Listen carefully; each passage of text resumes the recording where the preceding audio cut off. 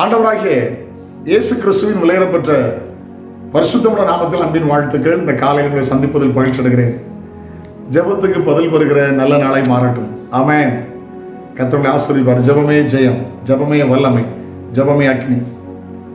ஒரு நல்ல பட்டணம். அந்த பட்டணத்தில் ஒரு நல்ல ஆவிக்குரிய சபை ஒன்று அந்த தெருவில் இருந்து அந்த தெருவுக்கு பேரே சர்ச் ஸ்ட்ரீட். நான் சமீபத்திலே 2 நாளைக்கு முந்தி போன வாரத்தில் 3 நாட்கள் நான் தமிழ்நாட்டில் ஒரு பெரிய பட்டணத்திலே கர்த்தர் ஊழியத்துக்காக போயிருந்தேன். இன்னும் ஒரு கெஸ்ட் ஹவுஸில் தங்க வச்சிருந்தாங்க. ஆச்சரியம், கிட்டத்தட்ட அந்த ஒரு ரோடு மட்டுமே 4 கிலோமீட்டர் இருந்துச்சு. அதில் ஏராளமான திருச்சபைகளை பார்த்தேன். கத்தோலிக்க திருச்சபை, பெந்தகோஸ்து திருச்சபை, லுத்தரன் திருச்சபை, சிஎஸ் திருச்சபை, நிறைய இண்டிபெண்டன்ட் சர்ச்சஸ். எனக்கு ஆச்சரியமாக இருந்தது. சொன்னாங்க இது ஒரு கிறிஸ்டியன் ஏரியான்னு சொன்னாங்க. மகிழ்ச்சியாக இருந்தது. அதுபோல் அந்த திருச்சபை இருந்த இடத்துல வேற பொழுதுபோக்கு எதுவுமே கிடையாது. மதுபான கடைகளோ, கேளிக்கை கூடங்களோ, சர்க்கஸ் கொட்டாயும் கிடையாது. திடீர்னு வந்து ஒரு நைட் கிளப் ஆரம்பிச்சிட்டாங்க. எல்லாருக்கும் பயங்கர வேதனை, பயங்கரமாக ஜோம் பண்ணாங்க. ஸ்பெஷல் ஆண்டவரே, இது அசிங்கமாக இருக்குது. ஒரு தேவ சபை நிறைந்த ஒரு ஆலயம் நிறைந்த ஒரு ஸ்ட்ரீட், இதில் கேளிக்கை கூட வேண்டாம், மாற்றி போடு. ஒரு நாள் எல்லாரும் வல்லங்காய் ஜோம் பண்ணாங்க. அக்கினி அனுப்பி எரித்து போடும் ஆண்டவரே. நடந்த சம்பவம். ஒரு முறை இடி முன்னலோடு பயங்கரமான மழை பெய்த போது அந்த கொட்டாகை மட்டும் மின்னல் ஸ்பார்க் ஆகி மின்கசிவு ஏற்பட்டு எரிந்து விட்டது.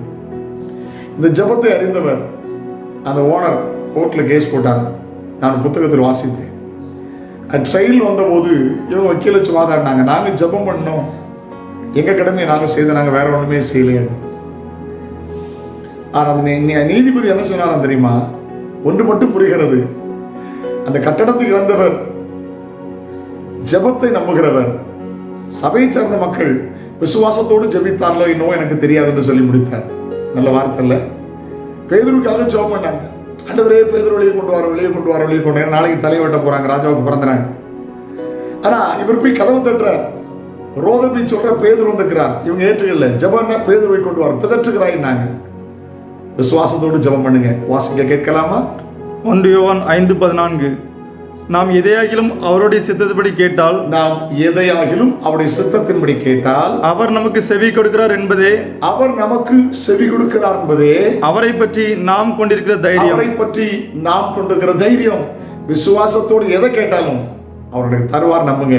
அதான் நமக்கு தைரியம். கட்டாயம் விசுவாசத்தில் எதை கேட்பீங்களோ அதை பெற்றுக்கொள்வீர்கள். ஜபத்தில் கேளுங்கள், ஜெயம் பெறுங்கள். ஆமென். ஜபாவியை கர்த்தர் தருவாராக. ஜபிக்கலாம். பரலோக பிதாவே, பரிசுத்த பிள்ளையாக இயேசுவின் நாமத்தில் ஜெபிக்கிறோம். பாரத்தோடு கண்ணீரோடு ஜெபித்து ஜெயம் பெற உதவி செய்யும். இயேசுவின் நாமத்தில் ஜெபங்கள் பிதாவே, ஆமென். நாளை சந்திக்கிறேன். அது ஒரு ஆளுடைய கிருபை உங்களை தாங்கட்டும். God bless you. Have a nice day.